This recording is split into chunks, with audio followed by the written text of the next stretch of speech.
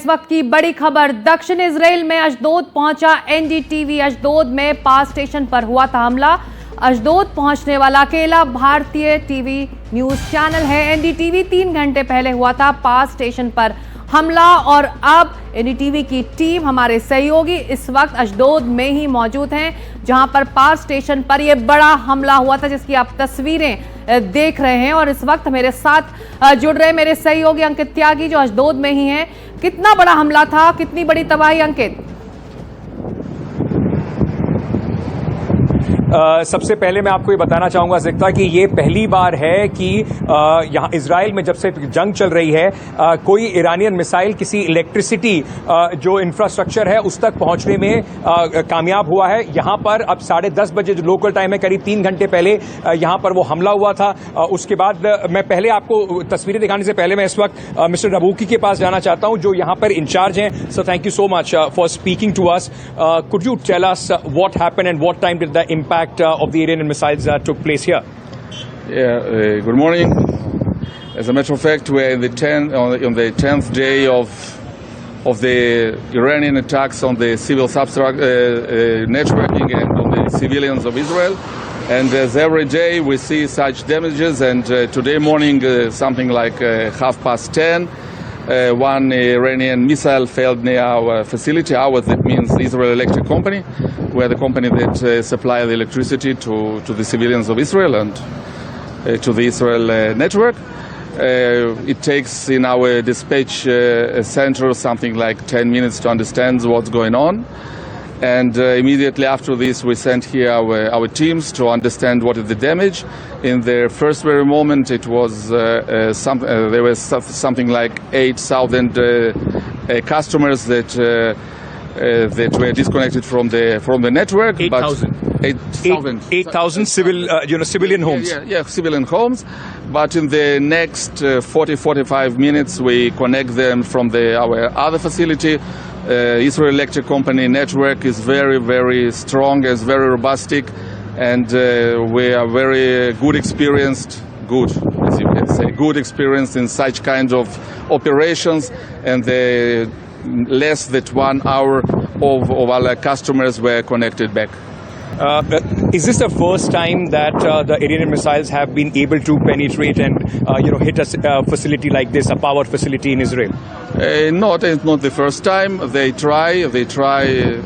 do their best, but we also do our best. And as you see, even during the last 10 days that Israel was permanently attacked, we don't have any big outages and disconnections of the population. We are here, our teams are here, they are very good trained, very good experienced, and I would like to say the brave. And immediately when it's possible from the military point of view, our teams arrived to our substations, to the site, and do all repairing works, and I'm sure that until the evening everything will be completely repaired. What kind of work is going on as we see behind us? I mean, there are some transformers work going on. So what kind of work is going on at this moment? Yes, as you say, some transformers were damaged, some cables were damaged, and we know what to do in such kind of situation, and in such situations, even more severe situation, and all these works will be completed in the next hours. Thank you so much for speaking to NDTV. So, सिकता, जो आप देख रहे थे, जिस तरीके से यहाँ पे बता रहे थे, ये पहला ऑफिशियल रिएक्शन आप देख रहे हैं, और हम इस वक्त पूरे भारत का पहला एक ऐसा मीडिया चैनल है जो यहाँ पर पहुंचे हैं। जो रबूकी साहब बता रहे थे, मैं उसके बारे में जरा आपको एक बार बताना चाहता हूँ। उन्होंने कहा कि कई बार कोशिश की गई है, लगातार जो 13 तारीख से जंग चल रही है, लेकिन पहली बार ये मिसाइल कम से कम यहाँ पहुंचा। इसका मैं जरा आपको पीछे दिखा देता हूँ। ये पूरा जो एरिया है, यहाँ पर इम्पैक्ट हुआ। सड़क के बिल्कुल साथ में ये इलाका है। तो इसका एक बड़ा ड्रामेटिक फुटेज किसी ने अपने डैश कैम पे जब मोमेंट जो इम्पैक्ट का था उसको देखा। ये पूरी दीवार टूटी हुई दिखाई पड़ रही है, एक बड़ा गड्ढा, वहां पर क्रेटर जो है वो भी हो गया है, और वायर्स जो हैं अब उसको, ये जो सामान यहाँ पर जिस तरीके से इम्पैक्ट हुआ था उन सबको अब ठीक करने की कोशिश की जा रही है। जहां पे मैं खड़ा हूं, क्योंकि इससे आगे हमें जाने की इजाजत नहीं है, जहां पे मैं खड़ा हूं वहां पर भी जो धमाका था वो इतना बड़ा था कि ये दीवार के टूटे हुए हिस्से जो हैं ये आपको यहां पर जगह जगह बिखरे हुए नजर आएंगे। तो कुल मिलाकर ये एक बड़ा जो सिविलियन इंफ्रास्ट्रक्चर है उसके ऊपर हमला है। कल जो ईरान की तरफ से हमला हुआ था उसमें 27 मिसाइल दागी गई थी, उसमें सिविलियन एरियाज जो थे हमने आपको वो दिखाए थे। अब ये पहली बार है कि इस तरीके से एक इलेक्ट्रिसिटी पावर प्लांट पर जो हमला हुआ है। आप ये समझ सकते हैं कि अब धीरे धीरे जो इजराइल कह रहा है कि उनकी तरफ से ताबड़तोड़ हमले ईरान पर हो रहे हैं, उसका जवाब भी ईरान दे रहा है। और आज रात को 3 बजे पहले एक बार सायरन बजा जब हम लोगों को अपने भाग के शेल्टर में जाना पड़ा, और उसके बाद 10:30 बजे। लेकिन फर्क उसमें यह था कि जो रात को हमला हुआ था, रात के हमले को नाकाम कर दिया गया था। बताया गया कि 3 मिसाइल छोड़ी गई थी, तीनों को इंटरसेप्ट कर लिया गया। 10:30 बजे का जो हमला था वो तेल अवीव से दूर, यहाँ पे जो सदर्न इजराइल है जहां पे हम इस वक्त खड़े हुए हैं, वहां पर वो हमला हुआ।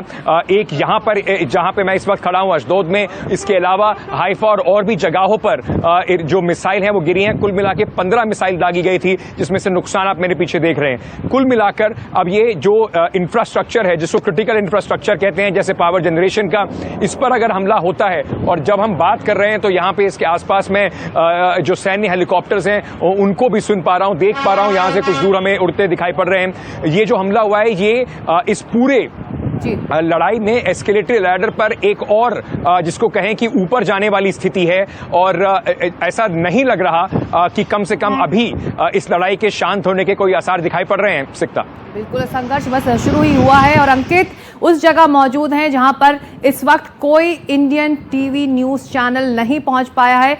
अशदोद पहुंचने वाला पहला नेटवर्क है एनडीटीवी, और अंकित त्यागी हमारे सहयोगी वहां मौजूद हैं। अंकित, जो आप बात कर रहे थे, जो स्टेशन इंचार्ज है उनसे, उन्होंने कहा कि 8000 homes were affected after this attack, लेकिन तुरंत कार्रवाई हुई और रीइंस्टॉल हुआ इलेक्ट्रिसिटी कनेक्शन। ऐसे ये बताइए, अशदोद कितना बड़ा शहर है और इस धमाके से कितना नुकसान वहां पर आप देख रहे हैं?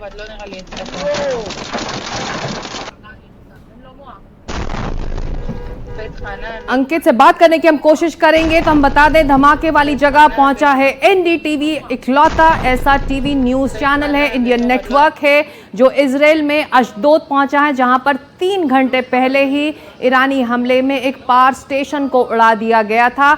और जैसा कि अंकित के साथ जो मेहमान जुड़े थे, जो इंचार्ज हैं इस पावर स्टेशन के, उन्होंने बताया कि करीब 8000 घरों को यहां से बिजली पहुंचाई जाती थी, और इसके हमले के तुरंत बाद कार्रवाई की गई और बिजली को, इलेक्ट्रिसिटी कनेक्शन को रीइंस्टॉल किया गया।